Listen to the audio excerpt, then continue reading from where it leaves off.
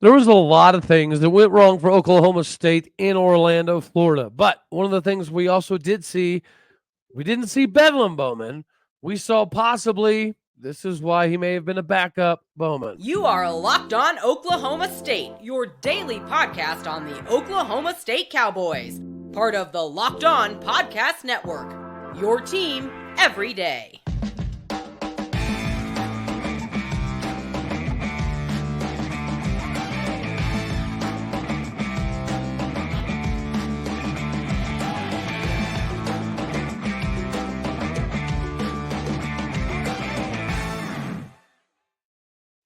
Howdy, y'all, and hello, all. Welcome back to Locked On Oklahoma State, your daily stop for all things Cowboy and Cowgirl related. My name is Cody Stovall. I want to thank you kindly for stopping by to make this your first listen here on Locked On Oklahoma State. You know you can find us on every podcasting platform, visually as well on YouTube. Find me personally on Twitter at AllDayOState. Today, we're partially brought to you by Gametime. Download the Gametime app today, create an account, and use the code LOCKEDONCollege for $20 off your first purchase. We got to experience riding the highs that college football provides people at times. But we also got to experience the downside that college football clearly offers at times as well. And that's the other side of the coin. Getting beat is one thing. Getting absolutely destroyed, aka drugged through the mud, that one's difficult to digest. I don't want to sit here and say that we just made, them look much better as a team, but to some degree, I think that is somewhat applicable. But statistically, right? Statistically, we knew they were a pretty good squad, right? We were pretty aware. Did we know John Rice Plumlee was going to come around and sling it for 15.7 yards per throw and 3 touchdowns to go along with almost 300 yards? No, we didn't.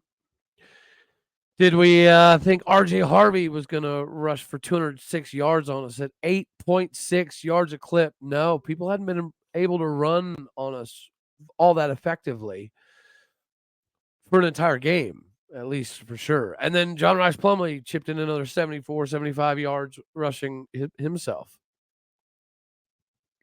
Just is one of those days that nothing went right. And although we did, in fact, win Bedlam, I think most of us wouldn't trade the Bedlam experience, for this W. It's maybe not the best thing in the world to think about and or say, but if you're going to erase it all and you got to redo everything, would we still take a Bedlam W in that situation if it meant losing to UCF? I would say yes. So, yeah, it happens, right? The hangover game can happen. We just unfortunately physically watched it. And there was a big difference between this Alan Bowman and the one in Bedlam. But then again, although statistically Bowman had a very good game in Bedlam, the misses are still what they are, which is pretty significant, right? He doesn't just miss a few times here and there. They're very obvious. But as a game manager, when the line's blocking well and the running back is doing his thing, the management aspect of the game looks pretty good. But whenever you're in a situation where you got to kind of come back and lead us to a W in that weather, it's not a good recipe. And as much as people want to talk about the deflections of the passes, I mean, yes, it shouldn't happen the way that it did. But Alan Bowman was late quite often, even on some of the grabs, right? That was some of the catches in the Bedlam game that we had discussed from a film standpoint. Some of those grabs were absolutely amazing by Leon Johnson and Brennan Presley and even Rashad Owens to some degree in traffic when being sandwiched, double covered, and still somehow catching the ball. You could kind of call that a 50-50 situation. So previously to this game, in those scenarios, whether it be my guy versus your guy, we actually won most of those matchups, which helped Alan Bowman not only with his confidence, but statistically, it helped in that department as well. This game, we didn't get that. So when your quarterback is just late, when he's waiting on windows to close before letting the ball go, and you then have inclement weather, it definitely is going to make life much more difficult, which I do think that's precisely why we saw the result that we did. So Bowman is more than adequate. He's above average. But, he's not going to throw the game on his shoulders and go get crazy stuff done. It did look like that our plan didn't account for the rain whatsoever. And as soon as the rain kind of started playing a factor, we didn't know how to respond. We didn't know how to react. We didn't know what to do to kind of, go to plan B. It didn't look like we had a plan B. But all things considered, after the turmoil from last season, some of the offseason, after South Alabama, after Iowa State, the fact that we were able to win over everybody again and go on this run that we were able to go on, including this big last Bedlam W. Now I'm more worried about how we respond. I'm clearly not ecstatic. I'm not elated with how the game went. But I'm more so interested now in what our response is going to be in the games moving forward. We should have won that game. But statistically, they were number 2 in the conference in a lot of offensive categories. So they were going to be able to move the ball. Their problem was they just shot themselves in the foot when games were close. It's a different story when the game's not close.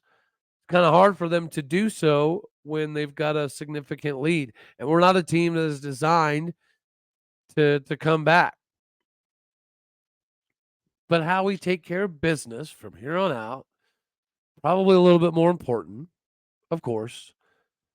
But after, a couple really rough patches there, who'd have thought that we'd have gotten this far, to this point, that we're still having a legitimate 9-3 style of conversation? Because after Ames, Iowa, the come to Jesus meetings and everything still doesn't mean it's going to actually work, but it has thus far.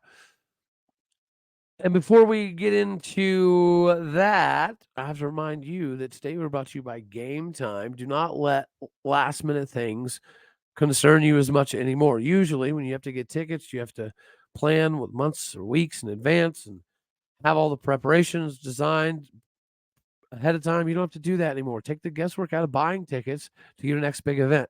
Gametime is fast and it's easy, and you can go to anything from sports to music to comedy to theater with last-minute killer deals and all-in prices with a view from the seat and the best price guarantee. Gametime takes the guesswork out of you buying tickets. I really love the idea of seeing the seats beforehand because there's a lot of scalpers that kind of don't quite help you out, and you buy third party, you end up in a terrible area right in front of a massive beam. Yeah, don't do that. See the view before you buy. Buy the tickets in seconds, 2 taps, bada boom, bada bing, bada bang. It's all done. It's super easy. Take all the guesswork out. Download the Gametime app today, create an account, and use the code LOCKEDONCollege for $20 off your first purchase. Again, that is Locked On College, LOCKEDONCOLLEGE, for $20 off. Go there now. Download Gametime app today. Last minute tickets, lowest price, guaranteed. So yeah, there's no need in hooting and hollering. This was a phenomenal turnaround from what the season looked like, right? The trajectory was not very good, much like the trajectory of last season. So, give credit where credit's due.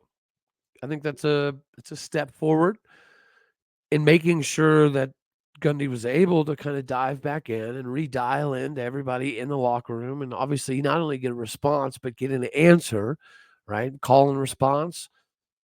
And this time the call came from, I would say, the players. The response came from the coaches. And then we rode this massive, massive tsunami wave that inevitably was bound to come down at some point in time. We have a good game managing quarterback. We have a very good offensive line that's learned how to mesh. We've got arguably the best running back in the United States of America still.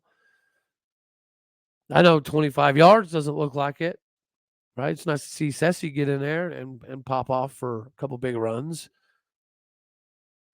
I do feel like that Garrett Rangel maybe could have come in a little bit earlier in the third quarter. Not that we'd have come back and done something stupid, crazy, but I think it would have been a more of a realistic look. But Bowman was just off. He was just off from the onset of the game, as was Ollie. UCF had a very good game plan. This was their Super Bowl. And yeah, they did what teams can do sometimes when they are overly prepared for a specific game. Just like we got to experience the previous weekend in what was and still is a massively epic bedlam. We do not control our own destiny anymore, but we still have a significant number of things that we can play for. 9-3 clearly being one of them, which means it puts you in a position to potentially get to double-digit win figure, which nobody saw coming after the Ames, Iowa game. Definitely I didn't.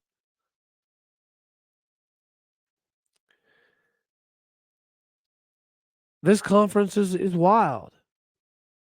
So we could end up 9-3 regular season and still have a good shot at Arlington. Now we're waiting on some chaos, but isn't that what this conference has been the entire time anyways? The argument to have Gundy gone, I still think, anyone making it had valid concerns because we should have addressed all of this last year, didn't, right? It kind of lingered, and now obviously it's jumped up and bit us a little bit more than we saw coming. But we've hit the over. We're still in a decent position.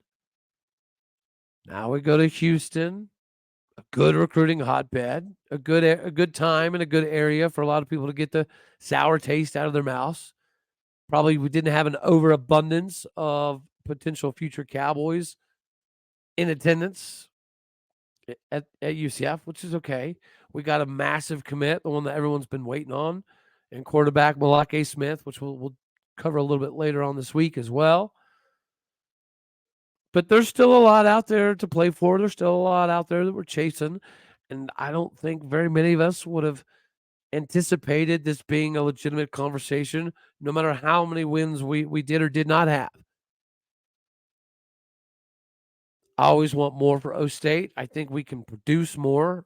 But I also think that when Gundy got pushed into a wall, he did, in fact, respond.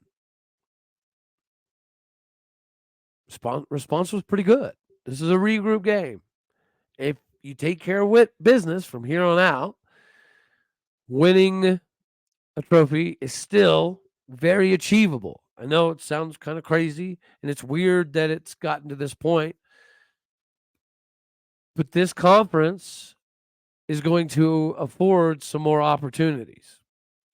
And if you look from the tiebreaker perspective, the teams that are kind of hunting with us, we've got tiebreaker over, and we don't play Texas. And I really firmly believe that Texas, I mean, you got to get lucky. You do, right? You got to get lucky. Sometimes the ball has to bounce your way, and you have to catch a few breaks here and there to make a big national title type of run, or even to some degree a Big 12 title run, or any conference for that matter. Texas has been receiving those, right? Those little extra bounces, the benefits of the doubt, a call here or there, and kind of a crunch time situation, which is beyond laughable, is it not? Because OU and Texas want to keep pretending, and they'll keep saying it to the end of the year that the refs were out to get them this whole year. But if you watch Texas games, you can see that that's not exactly accurate. And OU shouldn't have that argument either, but, they got to have something to cling to. That's okay. We're not going to do that right here. We're not going to sit here and talk about the refs screwed up everything. And if it weren't for the referees, we'd have won that game. Don't be like the neighbors. All right. That's not a fun way to live life. It's not a good look in life either. And realistically, what this Big 12 will continue to do is cause nothing but more and more and more chaos. I'm all for it. Bring it on. But before we, get to the chaos section of things, you and I both know that getting caught flat-footed, no-footed, or just unstable, it's not very fun. When life gives you lemons, you make lemonade, right? Well, when life gives you unexpected things that can mess with the supply chain, make sure that you have Jace Medical by your side. We've spent a lot of time together, and we get fired up and we go through the ups and the downs, and now we have to go through some of the downs. But yeah, very thankful that we all have the connection that we do. And I just learned you can get a 1-year supply on ED medications. You know what that means, right? It means the extended travel can be better. The next natural disaster or supply chain issue won't affect you. You are covered. And you don't have to worry about whether you have to refill the generics or not. That's what's possible right now because of our friends at Jace Medical. Go online right now to jacemedical.com to receive your 12-month supply on your daily medication. Remember to use the promo code locked on at checkout for the discount. If you or someone you love needs to get more peace of mind by having a year supply of their daily medications, go to jacemedical.com to see if it's offered for you. Remember to use that promo code locked on, LOCKEDON, for $20 off your first purchase. That is all one word. Jace Medical provides everything you need, and they can get ongoing care from your physicians on any treatment-related questions. This is doctor-created, doctor-recommended. Get yourself hooked up today. Don't be unprepared, okay? This is precisely what you need in your life. So get squared away with Jace Medical. You will thank me later. I promise you that. All right.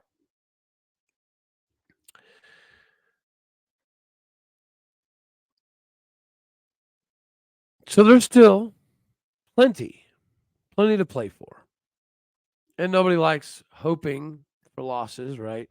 It would be great if you could control your own destiny all the time, but we cannot do that.